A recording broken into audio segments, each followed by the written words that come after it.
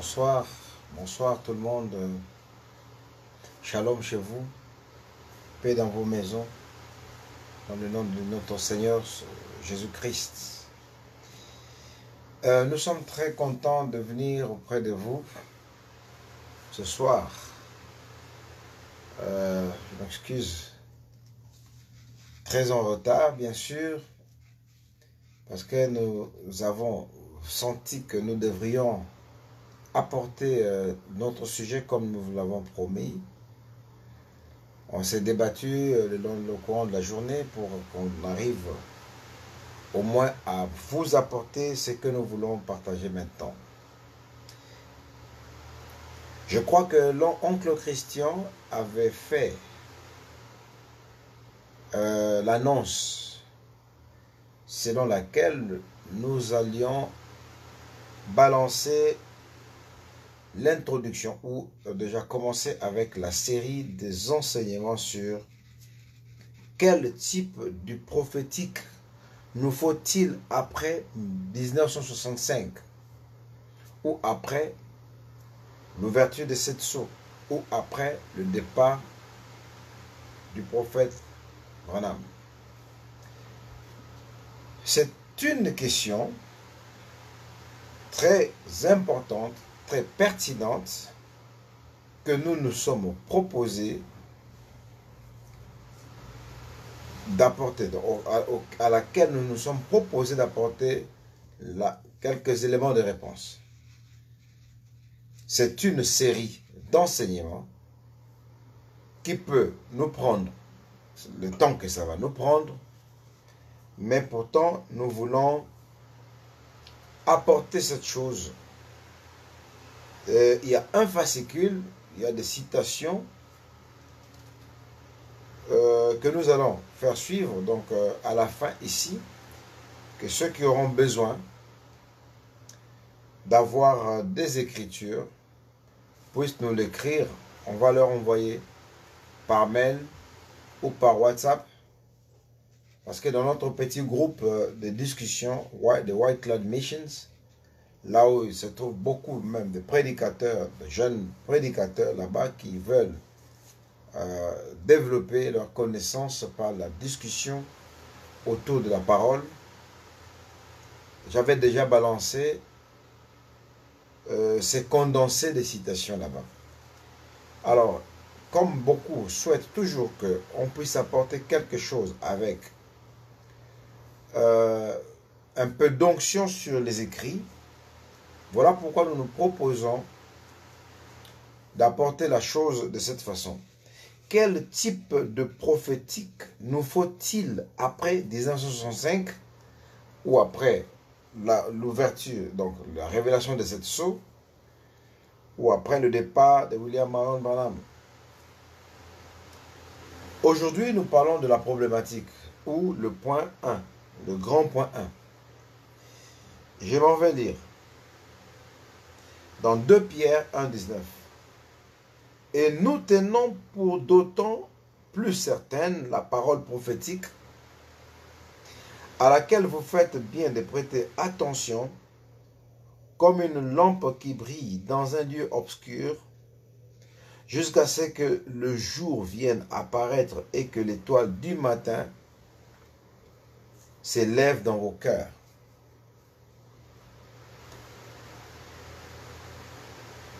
Alors, avant d'aborder ce sujet, ici nous avons parlé sur la zone de confort. Nous avons parlé sur un sujet qui a intéressé beaucoup de personnes, la zone de confort ou le ricin de Jonas.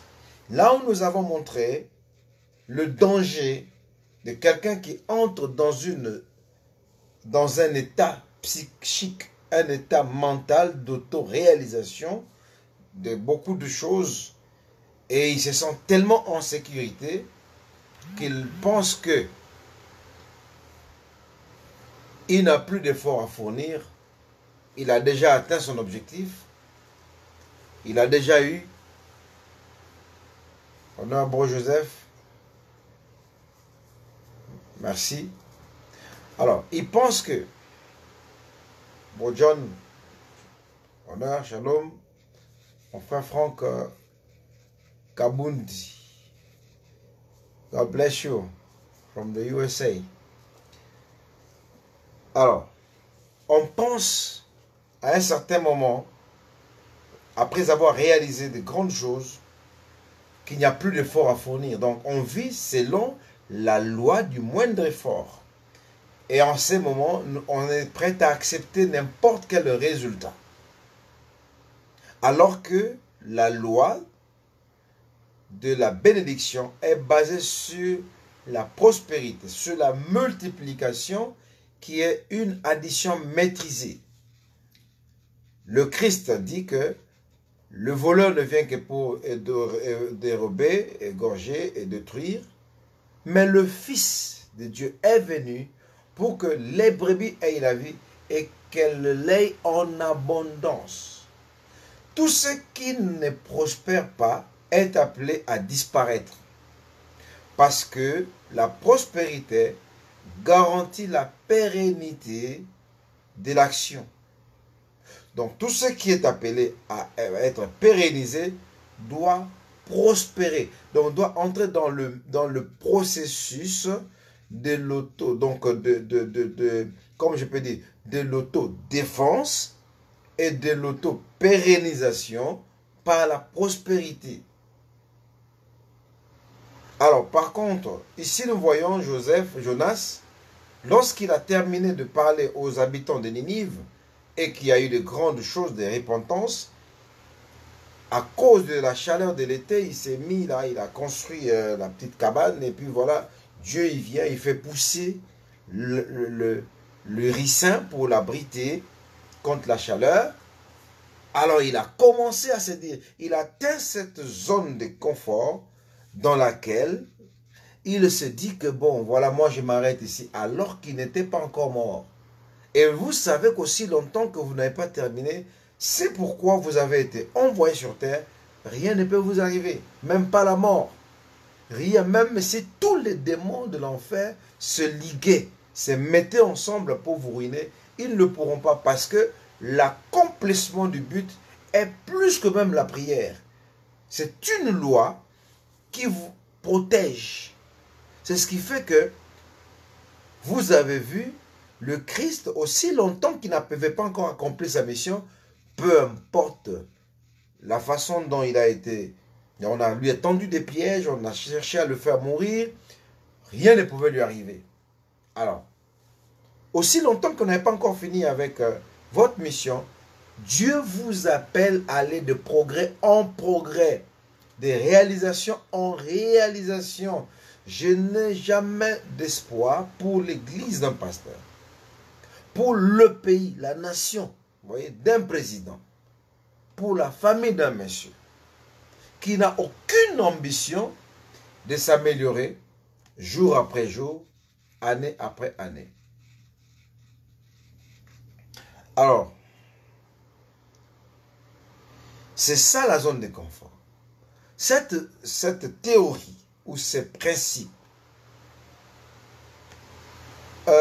nous les constatons, par exemple, quand vous voyez le prophète nous dire, quand il avait son premier fils, l'aîné, à qui il avait acheté beaucoup de cadeaux, ça nous arrive aussi, les premiers enfants sont plus gâtés, parce que bon, on s'est dit, waouh, j'ai un enfant, je suis un père, je suis une mère, cet enfant doit beaucoup de choses, donc ne doit rien manquer, on le gâte. Alors, l'abondance fait que l'enfant ne joue plus avec d'autres jouets. Peut-être qu'il s'intéresse qu'à une seule chose. Parfois, il ne joue même plus avec ça. Vous voyez? Alors, qu'est-ce qui se passe? Alors que s'il avait un seul jouet, il serait longtemps en train de jouer avec ce seul jouet. Mais quand il y en a beaucoup, il a tellement d'embarras, il ne sait même plus avec quoi jouer, il devient négligent. Parfois, il va commencer à aller prendre la pelle pour aller commencer à creuser des trous. Alors, on a compris que, oh, mais nous, on lui a acheté des jouets, hein, quelque chose de moderne qui puisse permettre à ce qu'il puisse développer même son intelligence en jouant. Mais voilà, l'enfant laisse, il préfère aller jouer avec le sable. Vous voyez? C'est la même chose. Lorsque la Bible était encore sous forme de rouleau, lorsque les brochures étaient encore loin, donc ce n'était pas à la portée de tout le monde, les gens ont dû fournir des efforts pour avoir accès à la parole. Les gens voyageaient d'une contrée à une autre juste pour chercher la page suivante de la Bible. Parce qu'on a appris, on a vu le début, on veut suivre la suite, on veut continuer avec la suite, mais on se rend compte que une autre personne a la suite et il se retrouvait peut-être à 2000 km. Mais les gens là fournissaient d'énormes efforts pour avoir l'autre morceau du récit pour qu'il puisse être complet dans la prédication. Donc les gens fournissaient d'énormes efforts. Les gens fournissaient beaucoup d'énergie, donc dégageaient beaucoup d'énergie, juste pour avoir 2 ou 3 bouts de feuilles de la Bible. Mais depuis que, aujourd'hui, les bandes, donc il y a les bandes, il y a des résumés, il y a des trucs, qu'est-ce qui se passe? Les gens ne lisent plus. Qu'est-ce qui se passe aujourd'hui? Nous avons plutôt des gens qui sont là à tirer des petites déclarations, des petites citations ici et là dans le seul but de se défendre lors des débats ou dans le seul but d'épater des gens avec des démonstrations déclaratives. Vous voyez? Mais les gens ne se donnent plus la peine de lire tout le livre, de lire toute la brochure dans le but d'entrer dans la pensée de l'orateur pour comprendre ce dont il avait besoin de transmettre comme connaissance. Et moi, je me pose bien la question, oui, aujourd'hui, nous avons des bandes, nous avons ceci, cela, mais je me demande bien, aujourd'hui, avec le système de chercher les écritures avec le logiciel, combien se mettent encore à prendre toute une brochure, tout un livre, même la Bible ici, pour lire du début à la fin. La loi du moindre effort. Et en ces moments, le sacré disparaît. Et quand le sacré disparaît, le surnaturel aussi disparaît. Et la chose devient mécanique. Ça devient comme à l'école. Donc voilà le danger de la zone de confort.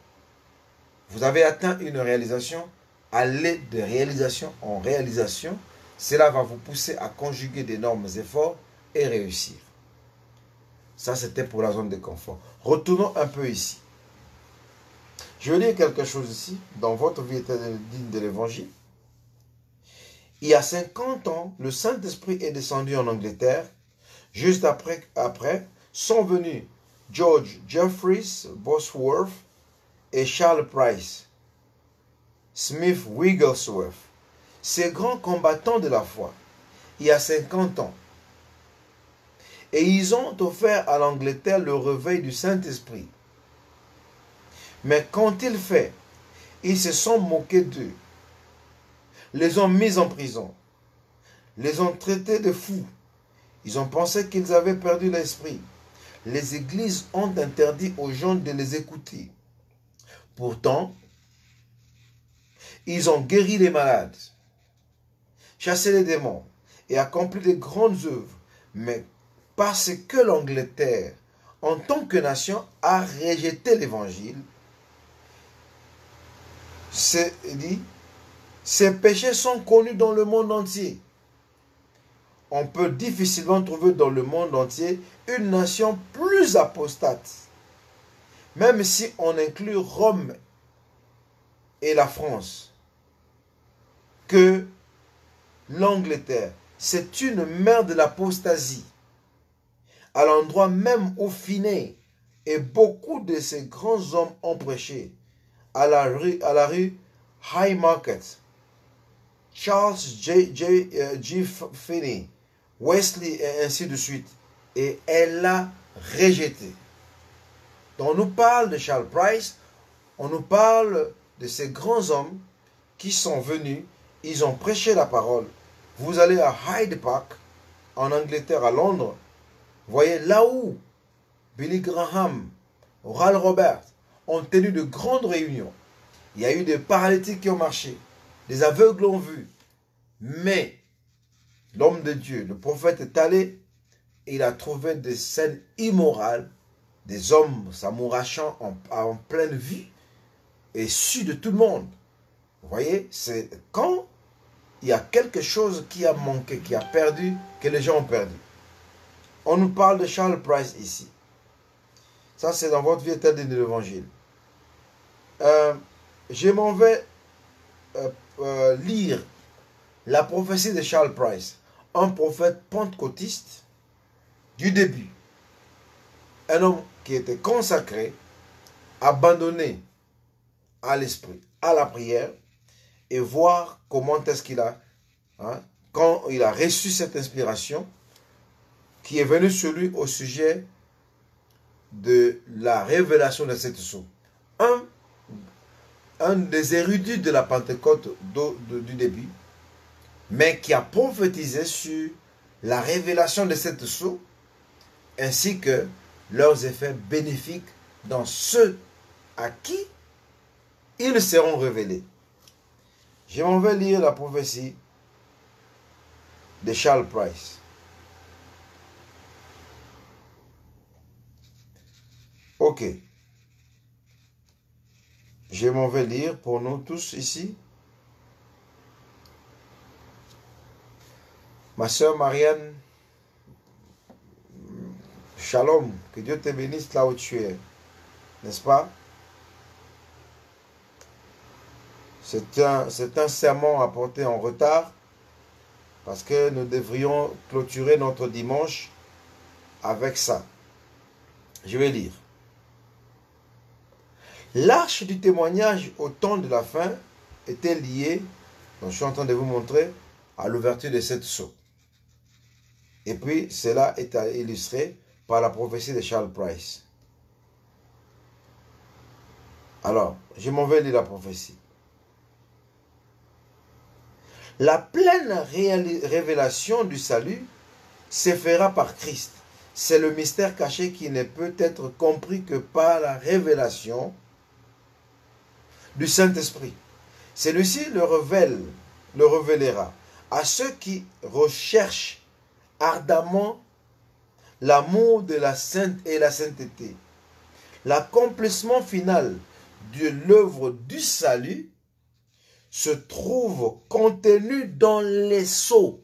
Ça, c'est le Saint-Esprit sur un serviteur de Dieu, un prédicateur pentecôtiste. Parce qu'aujourd'hui, les gens ne savent plus leur origine et ce qui a été dit par les pères. Donc il dit que l'accomplissement final de l'œuvre du salut se trouve contenu dans les sceaux. Cela veut dire que quand les sceaux sont révélés, alors vous avez l'accomplissement final de l'œuvre du salut. Aussitôt que l'Esprit de Dieu ouvrira les sceaux, l'un après l'autre, le plan entier du salut sera révélé en détail. En d'autres termes, le plan du salut entier était contenu dans le livre des sceaux. Voilà pourquoi, aussi longtemps que nous ne savions pas ce qui y était contenu, les gens ne faisaient que présumer quant à ce qui concerne le salut. Donc le salut était une utopie dans les gens. Donc, pour que les gens comprennent la réalisation du salut, il avait fallu que les choses soient révélées. Alors, il continue de dire ceci. Dans l'ouverture du plan du salut, en Christ se déploie l'insondable sagesse de Dieu.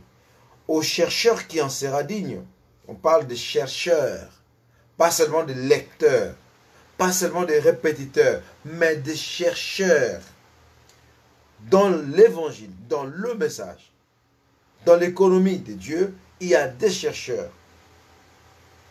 Au chercheur qui en sera digne, il sera donné accès à ces choses nouvelles et fraîchement révélées. Un homme qui a quitté l'Orient pour aller en Occident en train de rechercher la vérité. Et Dieu s'est fait connaître à lui. Dans ce but, l'arche de l'alliance dans le ciel sera ouverte avant la fin de cet âge-ci. On parle de l'arche de l'alliance. La même arche de l'alliance qui était au ciel, qui avait été transportée sur les épaules de Lévite du temps de Moïse, cette arche était dans Christ, Jésus, lors du baptême, l'arche était entrée en lui, parce que l'arche c'est le trône, c'est la même chose, et à la Pentecôte, l'arche est venue dans les croyants, et jusqu'à ce que Nicée est venue, alors cela a interrompu le processus, jusqu'à ce que la promesse de je restaurerai revient et donne la possibilité à ce que l'arche de l'alliance, le livre des sceaux, puisse être donc ouvert à la fin de cet âge ici.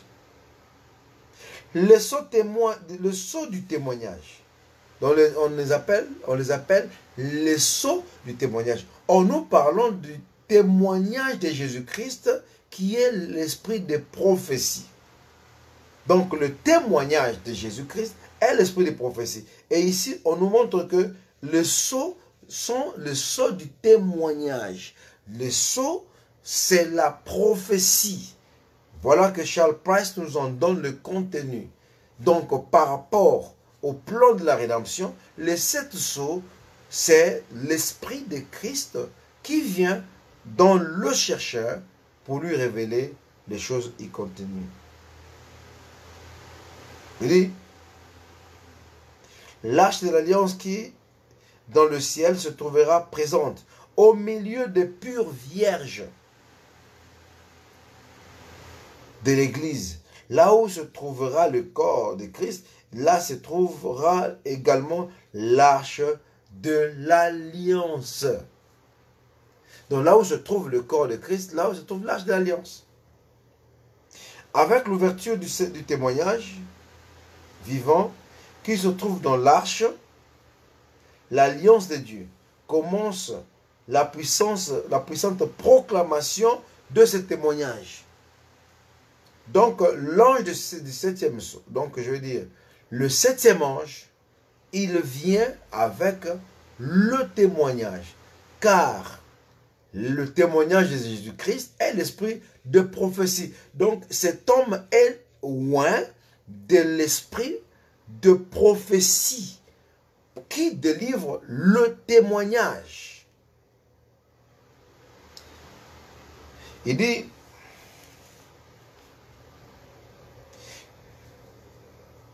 l'esprit de prophétie est le témoignage de Jésus-Christ.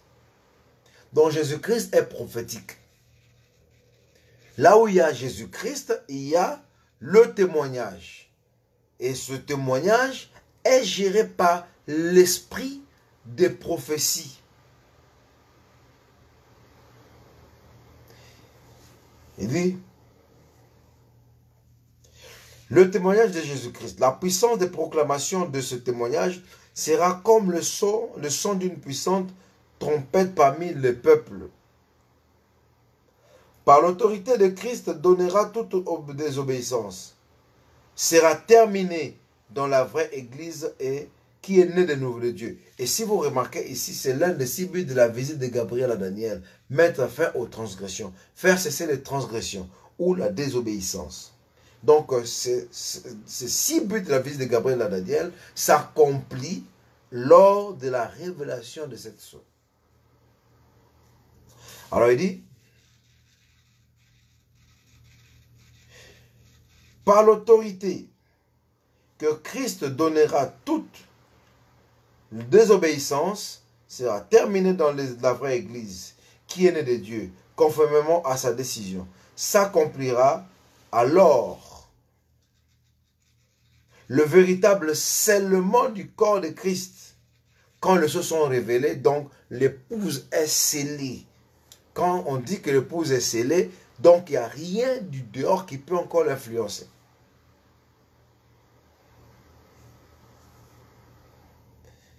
Donc voilà. Il dit,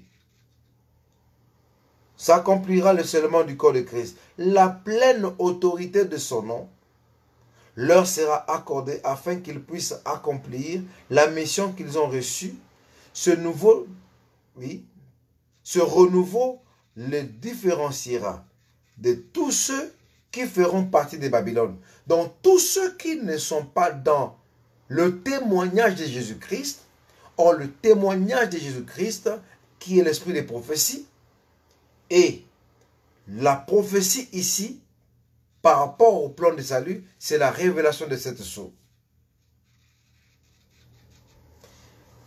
Alors, la différence, ce sont les sceaux. Les sceaux font la différence entre la véritable église et Babylone.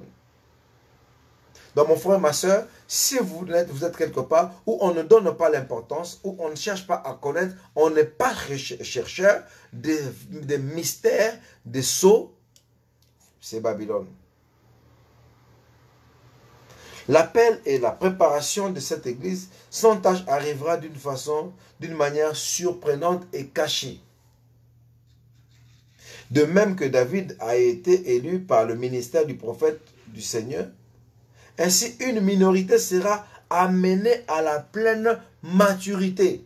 Voilà, une minorité de gens amenés à la maturité. N'oubliez pas que nous nous posons la question de savoir quel type de prophétique nous faut-il après l'ouverture de cette sceau, après le départ du prophète.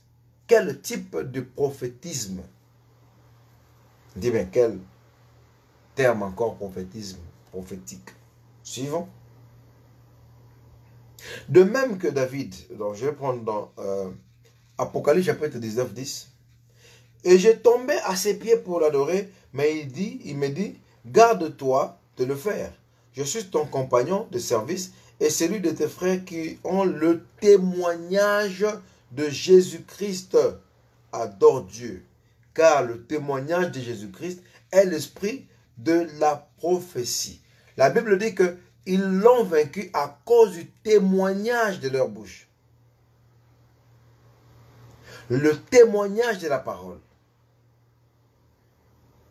Donc l'esprit de Christ, l'esprit de prophétie, donc le témoignage de Jésus-Christ est l'esprit de prophétie.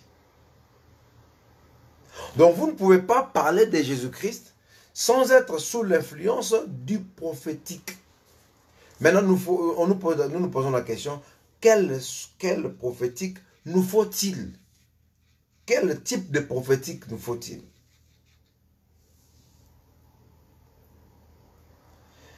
La question épineuse qui reste posée est de savoir sous quelle forme prophétique est-ce que la parole doit-elle être apportée. Il est évident que ce que dit la parole en se référant, bon voilà, Malachie 4 nous montre comment le Fils de l'homme sera manifesté sous forme d'un prophète. Voyez, donc nous savons cela. Mais maintenant, le prophétique ici, dont nous voulons faire allusion, c'est le prophétique donc, qui provient du témoignage de Jésus-Christ. C'est la présence du grand prophète. Et nous allons découvrir que ce prophète n'est pas un homme. Ce prophète n'est pas William Branham. Ce prophète n'est pas l'homme de Galilée. Alors, lorsqu'on nous dit « L'homme ne vivra pas de pain seulement, mais de toute parole qui sort de la bouche de Dieu ». Matthieu 4, 4. Donc, il est évident que souvent quand nous parlons de cette écriture, nous allons dire « La bouche de Dieu, c'est le prophète ». Point barre. Et c'est ce qui fait que nous disions donc, Branham a déjà tout dit, Branham a déjà tout parlé, et nous mettons les bandes. Alors, peu importe le problème que nous avons au quotidien, bon, mettons simplement les bandes, c'est bon. C'est bien côté fondamental, mais côté expérimental, il nous faut quelque chose qui fait le travail de l'esprit dans nos vies.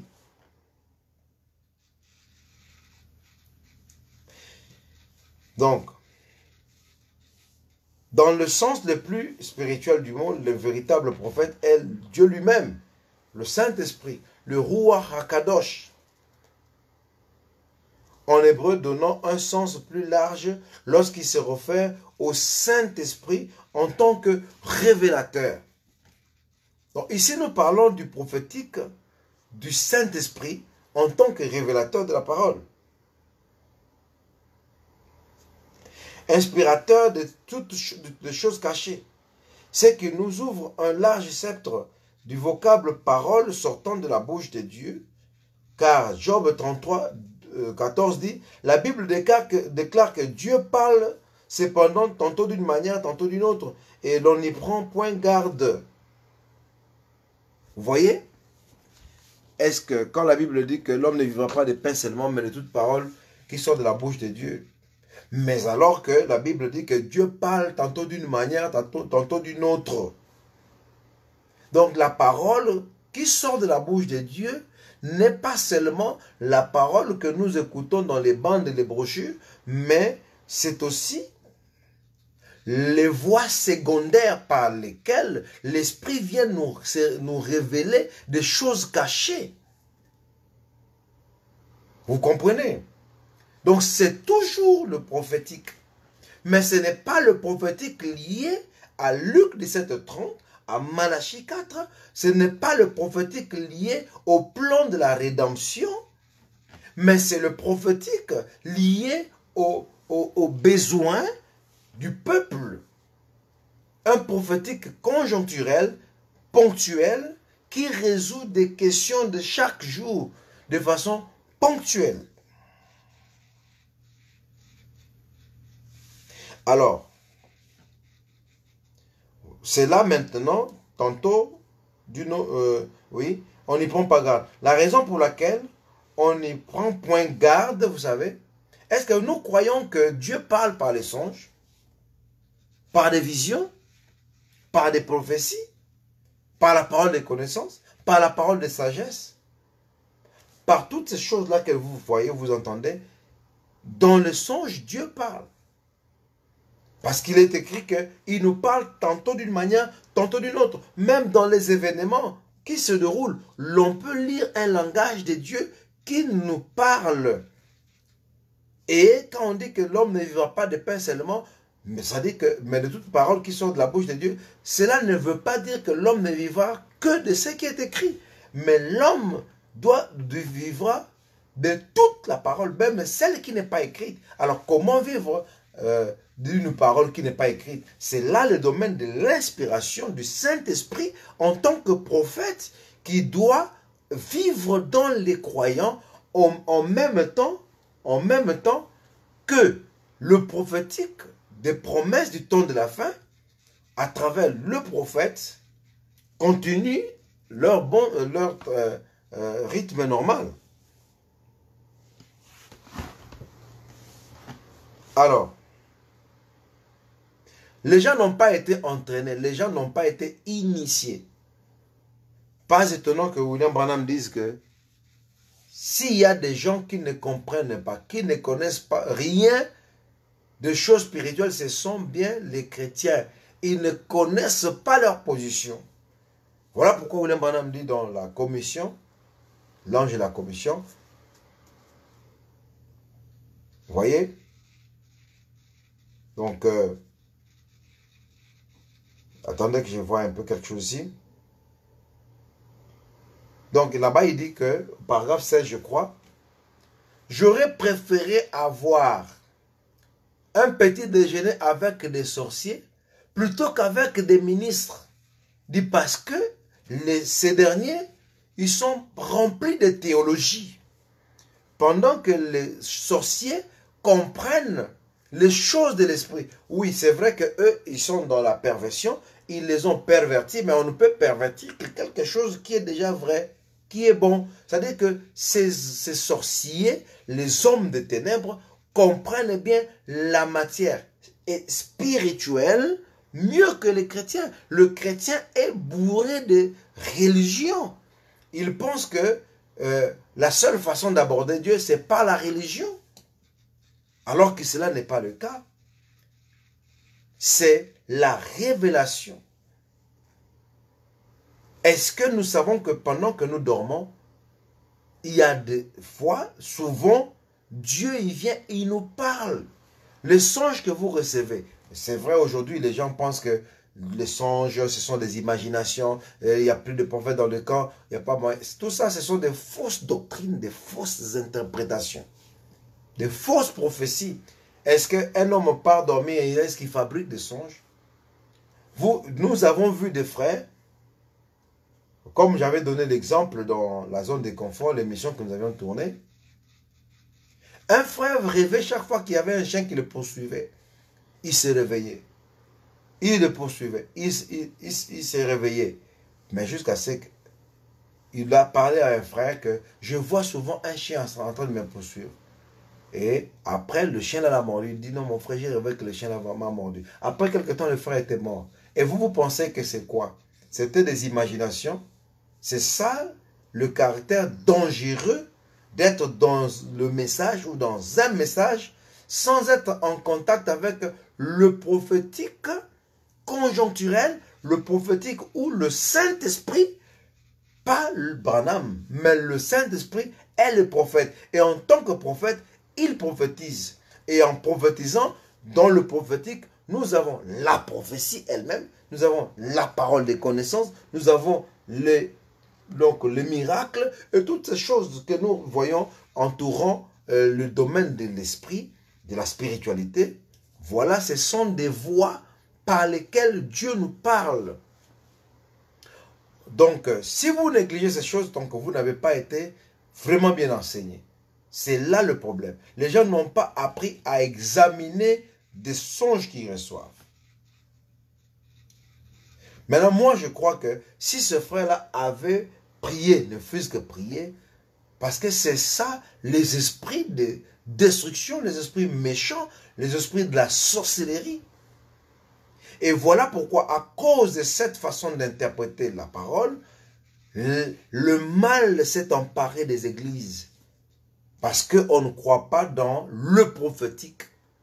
On s'est dit que le seul prophétique, c'est que Branham dit, Branham dit, Branham dit, Branham dit. Mais en même temps, on n'a même pas les yeux pour voir les choses au-delà du rideau de la chair. Est-ce que vous savez que l'église, les brides, a trouvé refuge dans l'église? Aujourd'hui, les églises sont pleines de mauvais esprits. Pour souvent, il y a des morts subites dans les églises comme ça. Et on se console en disant, l'Éternel a donné, l'Éternel a repris. Oui, il a repris. Oh non, bon, on va se retrouver de l'autre côté, mais quelqu'un est mort. Est-ce que vous savez qu'il y a des choses, les songes, il y a des profondeurs dans ces choses? Ça, c'est ce que nous allons développer. Il y a parfois des songes que nous pensons que ce sont des songes, mais ce sont des transmutations. Où vous avez été dans un songe, on vous a donné un coup et vous vous réveillez, vous sentez la douleur à l'endroit là. Ça, ce n'est pas un songe. Vous avez été transféré dans votre corps céleste, dans votre corps spirituel, dans le monde des réalités invisibles. Et vous n'avez pas été enseigné pour comprendre que même lorsque vous vous réveillez, ce monde-là est actif. Si vous avez perdu la bataille là-bas, sachez que dans l'état d'éveil, pendant que vous êtes dans vos activités de tout le jour, vous êtes dans le travail, dans la maison, le truc ici, le combat que vous avez perdu là-bas va se refléter dans la chair. Voilà pourquoi il nous faut une conduite appropriée maintenant. Vous vous réveillez comme ça et puis vous dites, bon, Dieu va s'en occuper. Bon, moi je ne peux pas prier, je ne peux pas... Non, écoutez, on ne s'amuse pas avec les choses de l'esprit. Mettez-vous à genoux, mon frère. Mettez-vous à genoux. Moi, j'ai fait un rêve. J'ai reçu un jour une attaque démoniaque ici à Limété, dans un guest house. Un démon est venu la nuit. Comme ça, je vois en train de vouloir me faire sortir pour que je meure. Mon frère, on ne s'amuse pas avec les choses de l'esprit. C'est mieux quand on est en train de s'amuser avec un peu de la doctrine qui fait du bien. Les gens aiment écouter ça et tout ça. Et surtout quand on est dans des villes civilisées. Et on mange le beefsteak, on entre dans la voiture, on n'a pas de contact avec le monde des esprits. Alors on pense que alors ces choses-là n'existent pas, non. Donc, et puis, moi, je crois bien que, comme vous savez, les démons sont territoriaux.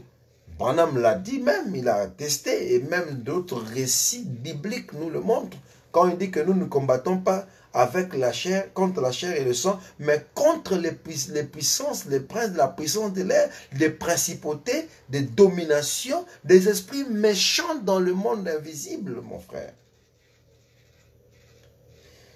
Et les démons sont territoriaux. La façon dont la démonologie opère aux États-Unis n'est pas la façon qu'elle opère en Afrique du Sud, ou en Inde, ou en Chine, ou au Canada, ou ici en Gandajika, ou là-bas à Bafouassende.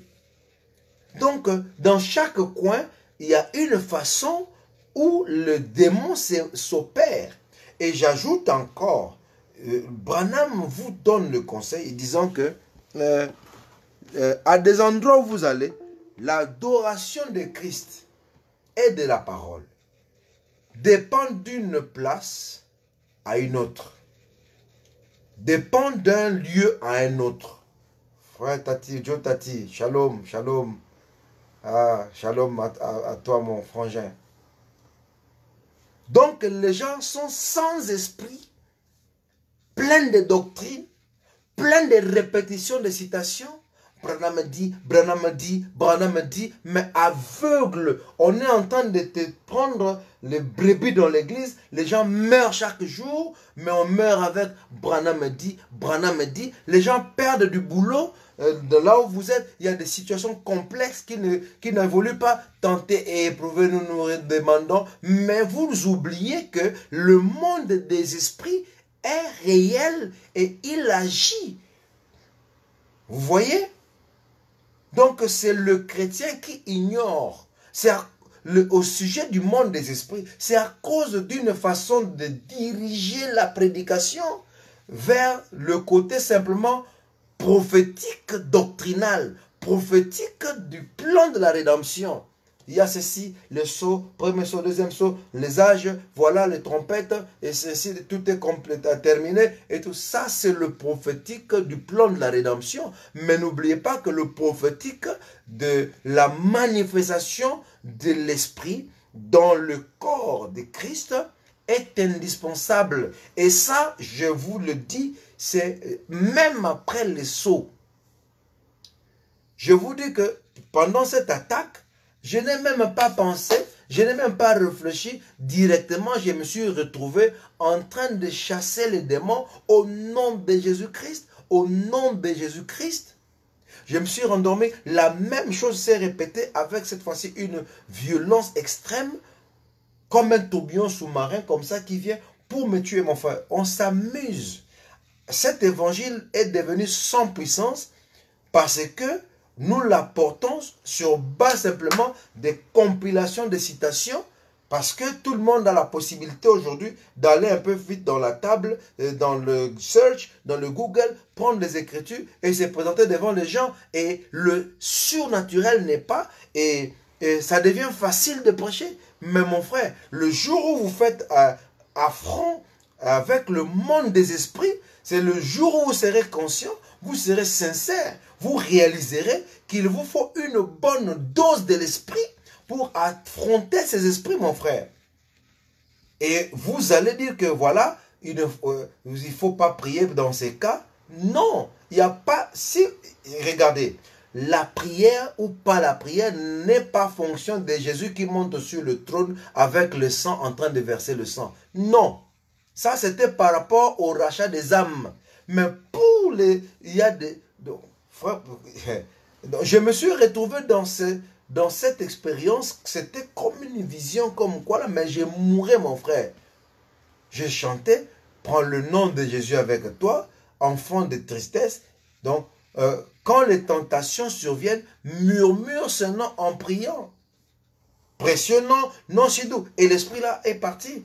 Alors, depuis lors, j'ai compris que il n'y a pas une révélation collective par rapport à la prière, mon frère. Que celui qui ne croit pas à la prière ne prie pas. Et s'il est bien comme ça, tant mieux. Mais nous n'avons pas les mêmes combats. D'ailleurs, nous ne sommes pas nés le même jour. ni le même mois. Chacun, voyez, porte ses propres fardeaux à sa façon. Et voilà pourquoi il ne faut pas uniformiser la façon de traiter avec les expériences de chaque jour. Ça tue les gens. Oh là là, la doctrine sans esprit. Donc je dis que le monde des esprits est réel, mon frère. Il y a de ces choses que vous rêvez qui ne sont pas des rêves en fait. C'est la réalité mais transmutée. Transmutée. C'est la réalité mais ramenée dans une certaine dimension. Et vous entrez pour qu'on puisse vous faire voir. Et parfois ce sont des avertissements. Parfois ce sont des révélations pour les choses à venir. Et donc pour lesquelles il faut agir. Il ne faut pas simplement se dire, bon, écoutez, c'est un rêve, vous vous réveillez, bon, moi, tout est accompli. Okokoufa, tu mourras, on va t'enterrer, et eux, ils mangeront toujours leur pain, et ta famille va te manquer. Et tu seras parti. On ne s'amuse pas avec les choses de l'évangile. Moi, je crois que l'heure est venue où chacun doit vivre sa propre vie. D'ailleurs, quand Joseph vient, chacun vit sous son propre figuier. C'est ce que l'homme saint a dit. Et déjà pour vous dire que lorsque nous-mêmes nous parlons sur le Saint-Esprit par rapport à ses expériences, la prédication du Saint-Esprit, le Saint-Esprit a été mal enseigné. Parce que le Saint-Esprit c'est la robe. C'est la robe. Le Saint-Esprit c'est la robe. Dans la parabole des noces, Shalom, my sister, peace, la sky. El Sakai. Shalom. La Bible dit qu'on remettait des robes pour la fête des noces. C'est vrai que la distribution des robes prend fin lorsque les noces ont lieu. Et les noces ont lieu à la révélation du Fils de l'homme. D'accord. Mais nous savons que la robe là, c'est le Saint-Esprit. Quand la Bible dit que celui qui vaincra s'assiera avec moi sur mon trône, de même que j'ai vaincu et me suis assis sur le trône de mon Père.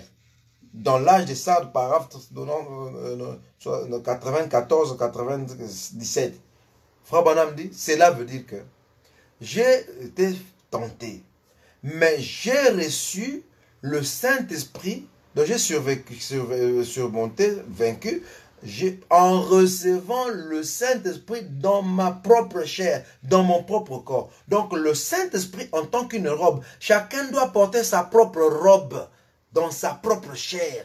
Moi je suis Scorpion, lui est Gémeaux, lui là est Bélier, lui là est Taureau. Donc chacun porte sa propre théophanie, chacun porte son propre corps-parole dans ses propres épreuves.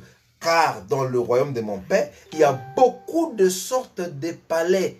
Vous comprenez, il y a des gens qui sont mous, il y a des gens qui parlent beaucoup, il y a des gens qui sont comme ça, ainsi de suite, trapus, lancés. Donc, il n'y a pas uniformité, mon frère. La seule uniformité qu'apporte le Saint-Esprit, c'est la foi aux promesses de l'heure. Mais quant au comportement et à l'attitude, le Saint-Esprit conduira chacun selon ses épreuves, selon ses appels, selon ses orientations, selon sa nature. Sinon, vous n'avez pas de robe et vous devez maintenant porter une robe d'occasion, la robe de Branham. La robe de Branham dit, et là ça devient l'imitation du christianisme. Parce que les pasteurs ont apporté le Saint-Esprit comme une uniformisation du caractère comportemental. Et chaque pasteur a montré que le Saint-Esprit, c'est lui qui se comporte comme lui. Or, ça, c'est ta propre robe. Et toujours est-il qu'il faut qu'on sache si c'est vraiment la robe de Dieu. Parce qu'il y a des gens, vous le voyez comme ça, pasteur, mais c'est un démon. Si on vous montrait ce qui se passe derrière le voile de la chair, il y a des gens qui n'iront même plus dans certaines églises, dans la plupart des églises, parce que le comportement des gens qu'ils manifestent, la façon dont ils se haïssent, la façon dont ils se combattent, Dieu de la chair, le comportement des gens des églises, cela traduit un état mental quelque part dans le monde invisible. Vous voyez, il y a des personnes que vous voyez en train de marcher, mais dans le monde de l'invisible, c'est une statue qui ne bouge pas. Vous le verrez dans la vie comme ça, il n'évolue pas non plus. Or, si vous regardez, c'est dans le spirituel où les choses se passent.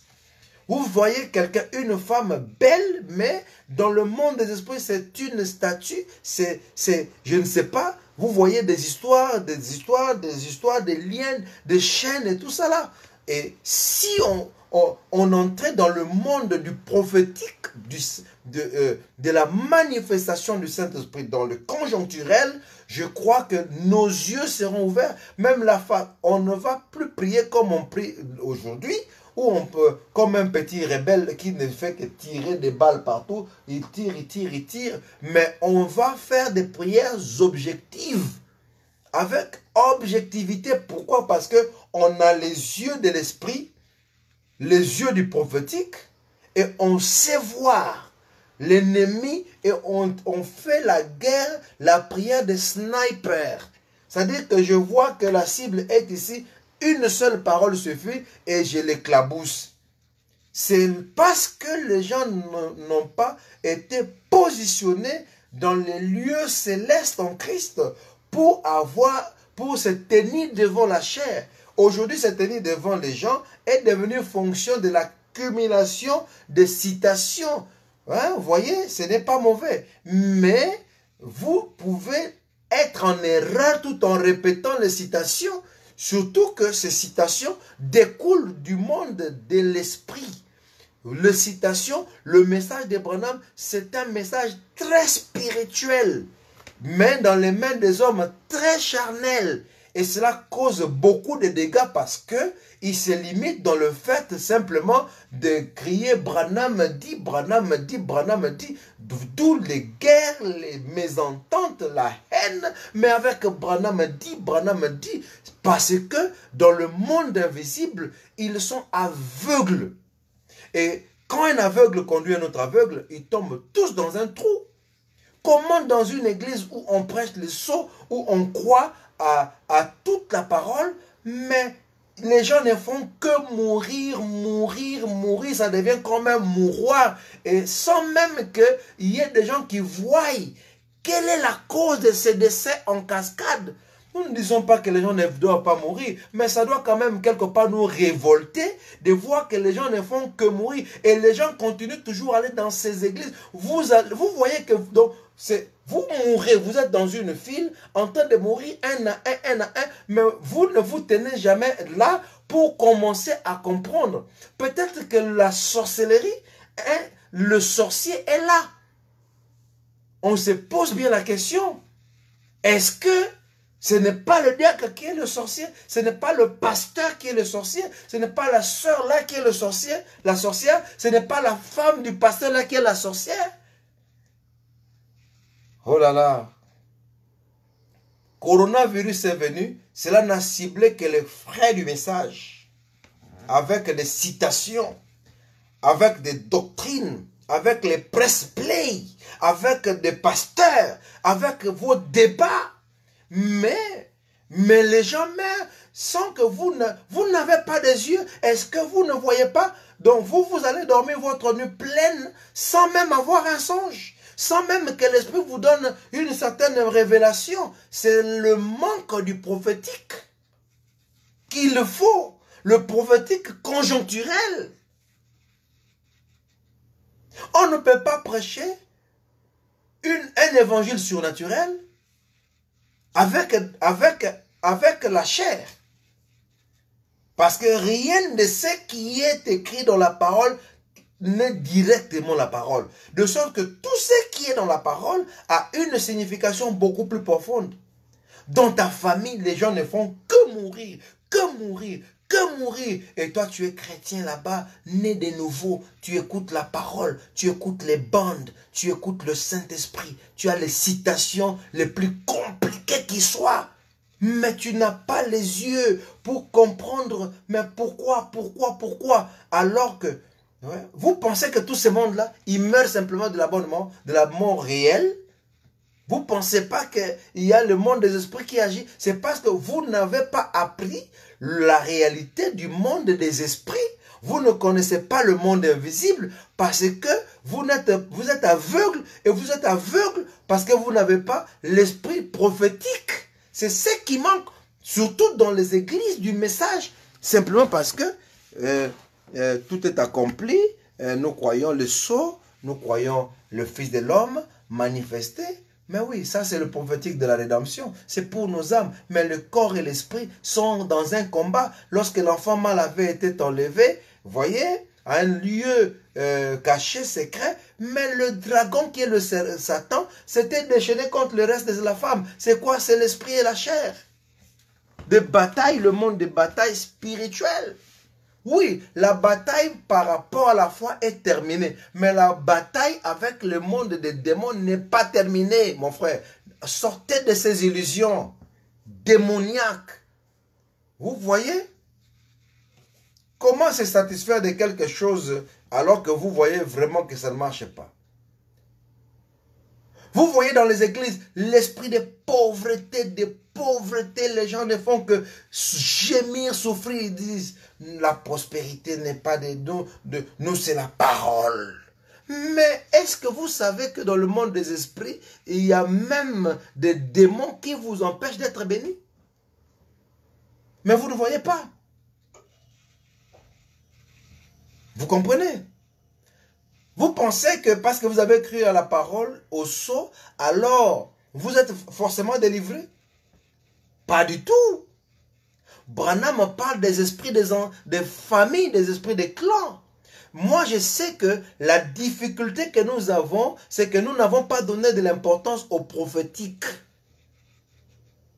Parce que nous nous sommes fiés simplement à ce que nous avons écouté dans les bandes. Et vous parlez fièrement Branham ou rien, mais mon frère.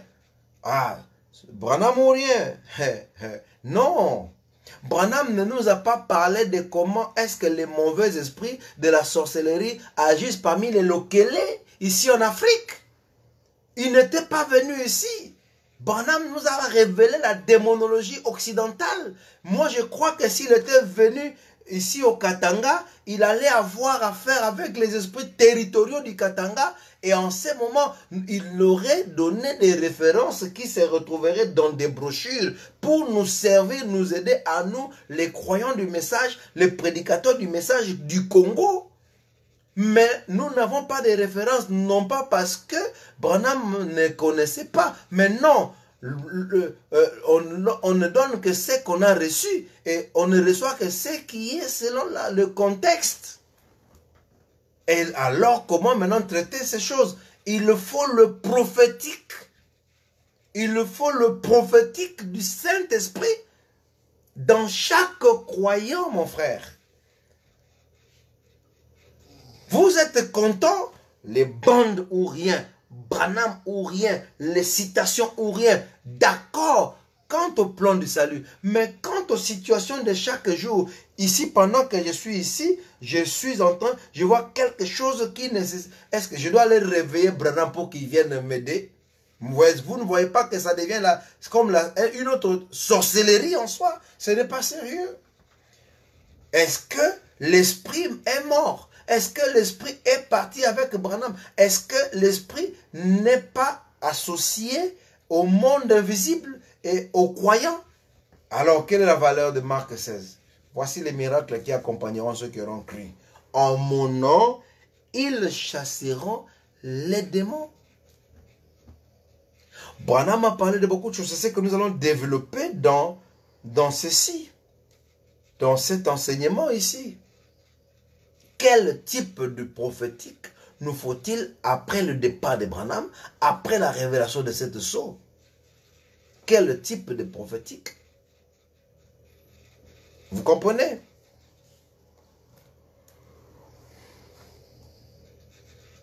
Écoutez,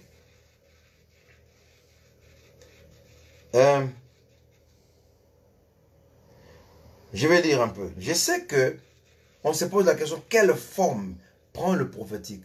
Oui, on dit, bon, on va dire, je connais par rapport au prophétique de la rédemption, 3 est la perfection.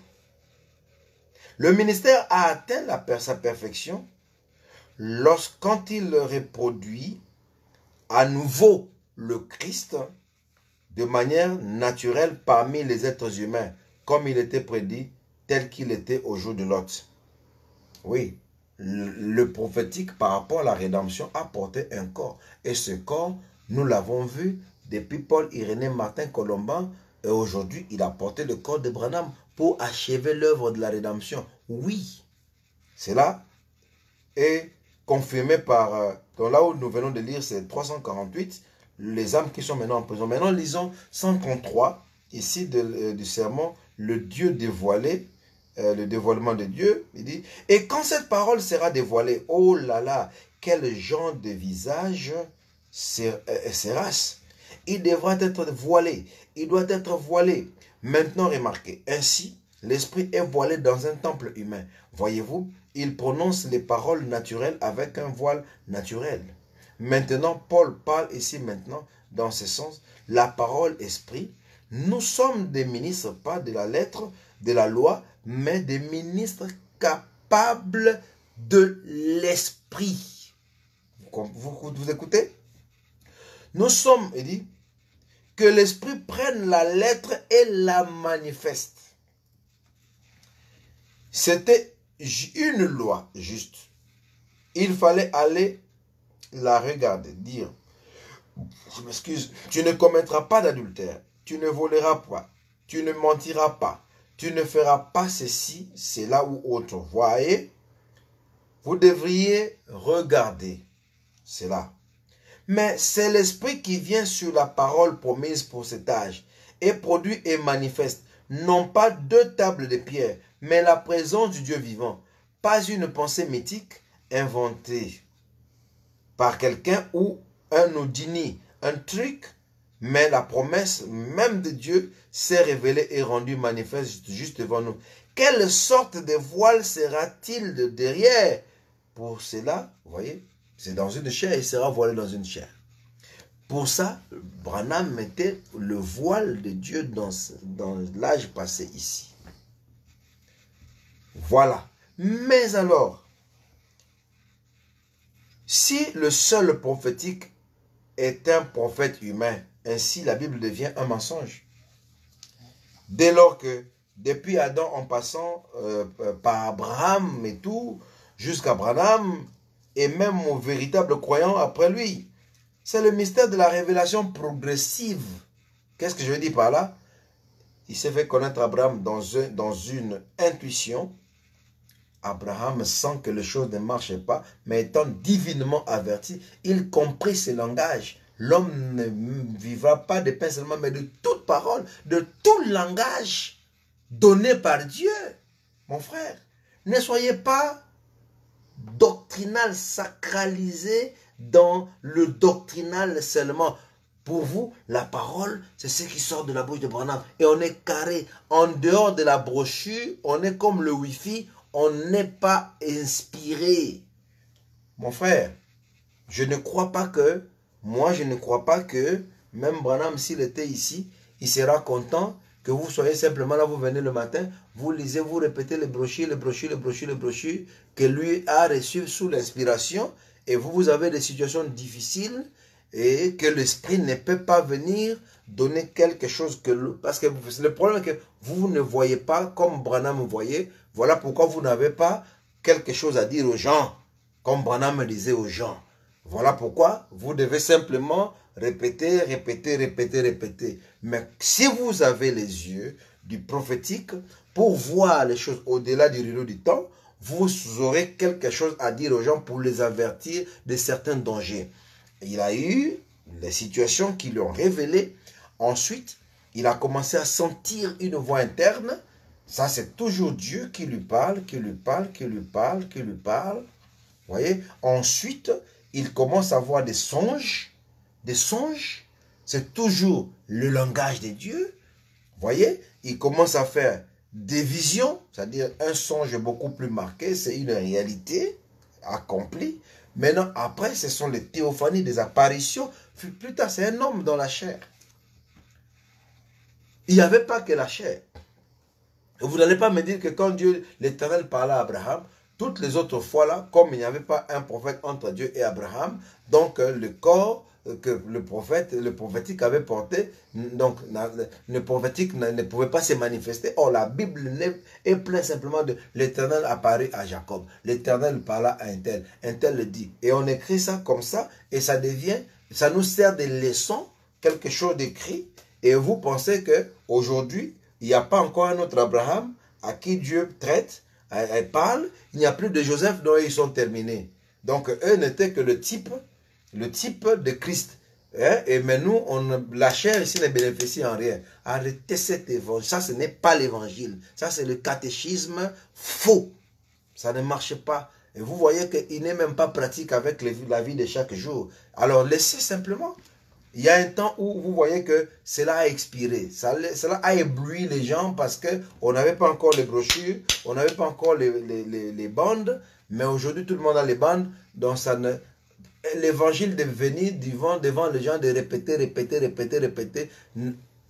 a expiré. Voilà pourquoi les gens préfèrent maintenant mettre carrément les bandes pour écouter. Et même là encore, c'est bon parce que ça nous aide, ça nous met dans l'esprit de la chose. Mais plus encore, chaque individu doit porter sa propre robe.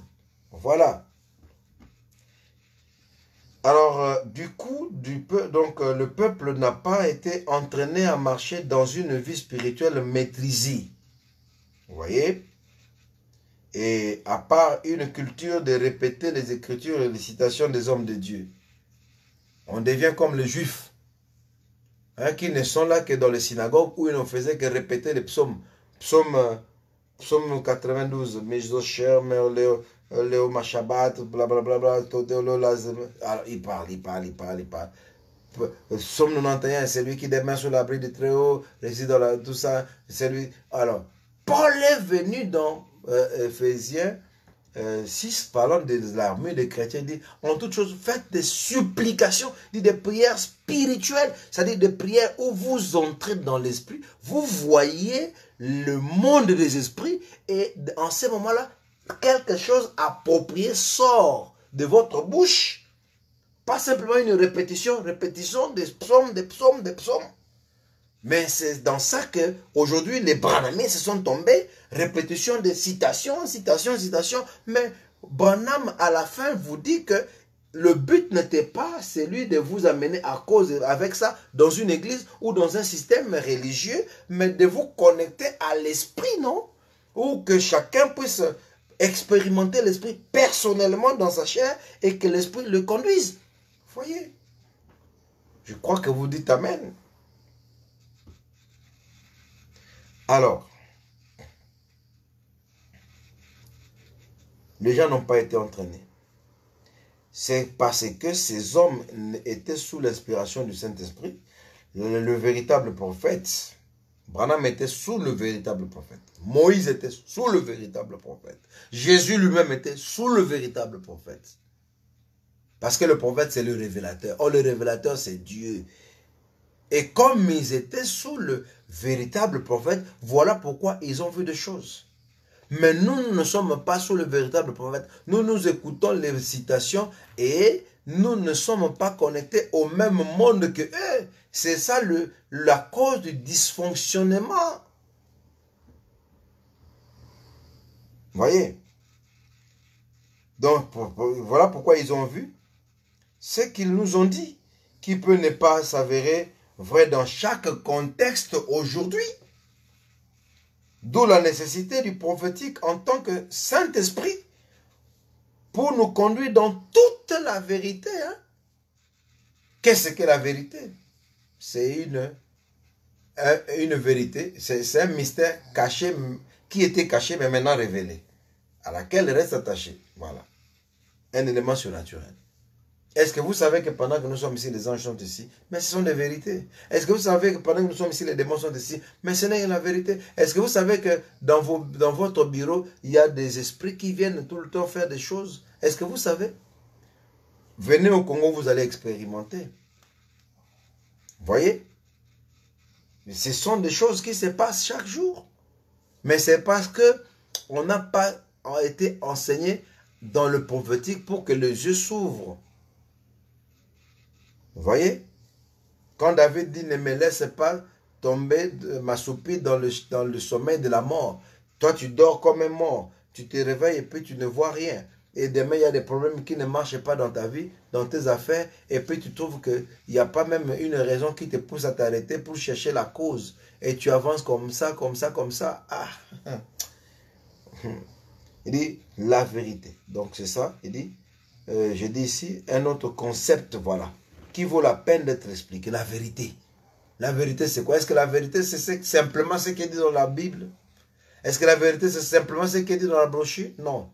La vérité, c'est tout ce qui est révélé par l'Esprit. Même si ce n'est pas écrit, c'est toujours la vérité.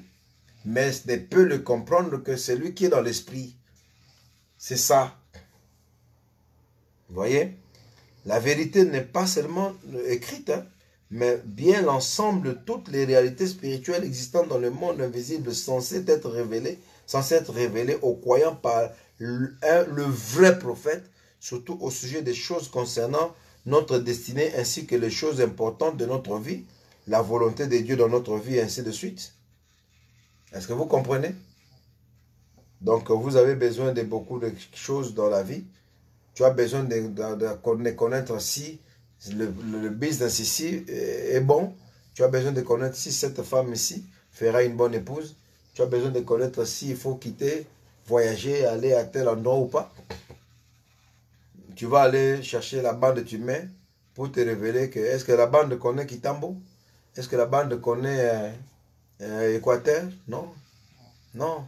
J'ai besoin d'un Saint-Esprit qui est maintenant, qui peut me dire, bon, là-bas, maintenant, tu peux partir ou tu ne peux pas partir. Parce que les hommes d'antan ont vécu comme ça. Va à Macédoine. Vous voulez seulement qu'on voie le nom Macédoine parce que c'est le nom des Blancs. Hein, donc, eux ont montré même des endroits. Allez ici, ne va pas là-bas à Jopé, mais Jopé, c'est là où Jésus avait vécu, c'est là-bas. Hein? Jeffersonville, Kentucky, c'est là où Branham a vécu. Mais toi, tu ne vis pas là-bas. Toi, ton Saint-Esprit ne peut pas te montrer si toi, tu dois aller à Kikwit ou pas. Donc maintenant, il faut simplement mettre les balles, mon frère. Nous sommes morts fichus avec cette affaire. C'est ça le branhamisme. Là où je pense, les branhamistes ont failli. C'est parce qu'ils n'ont pas considéré la version, la seconde du prophétique. Écoutez un peu. Dans les questions-réponses, je m'en vais finir bientôt ici. Donc, n'est pas fini, mais m'a arrêté. J'ai 13 pages, mais je suis à la 4e page. 163. Selon vous, on pose la question, Frère Branham, quelle est la meilleure façon de trouver le Seigneur? Comment pensez-vous, comment vous sentez-vous la meilleure façon de trouver la volonté du Seigneur dans certains domaines importants? Maintenant, je ne crois pas que, laissez-moi vous voir si je peux obtenir la continuité. Comment pensez-vous? Ça aussi, posez-vous la question, non? C'est pour nous qui voulons faire le business, qui voulons faire tout ce qu'on connaît, sinon un frère ne peut pas faire ça. La Bible dit non. Mais non. Mais un autre frère aussi peut faire ça. Cela dépend de ses ambitions, de ses couleurs d'habits. Cela dépend de quelque chose de sa voie tracée par Dieu. Nous ne nous conduisons pas de la même manière. Si toi, à toi, on a dit que tu ne peux pas faire la politique. À un autre Dieu, comme David, Daniel, on lui a dit, va chez le roi.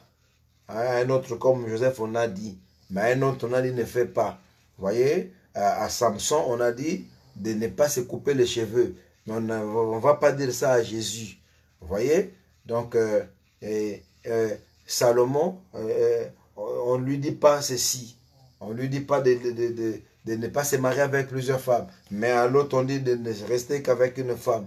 Vous verrez que Jean-Baptiste ne mange pas, ne boit pas. avec les humains. Mais Jésus vient et il boit même le vin alcoolisé. Oui, parce que c'est ça boire. Vous voyez, mais Jean ne boit pas. Vous comprenez? Donc, c'est comme ça. Il faut quand vous êtes dans le monde de l'esprit, c'est là que vous comprenez même la façon de se conduire. Vous ne vous fiez pas à une certaine façon ecclésiastique ou hypocritique. Vous voyez? Abraham, on vient, on lui dit, ne fais pas ceci, ne fais pas cela, car j'ai une œuvre. Mais toi, maintenant, toi, qu'est-ce qu'on a dit? Toi, tu n'as pas d'interdiction. Moi, on m'a dit que chaque jeudi, c'est mon jour de jeûne et prière. Moi, on me l'a dit. Vous allez dire que c'est Satan qui m'a parlé? Non. Si c'est toi, pour toi, c'est Satan. Si pour toi, on a dit de ne jamais prier, hein, c'est pas aussi mal. Mais à l'autre, on lui dit de beaucoup prier. Est-ce qu'il ne doit pas prier parce que toi, tu lui as dit que la prière est Satan? Non. Non. Non, mon frère. Donc,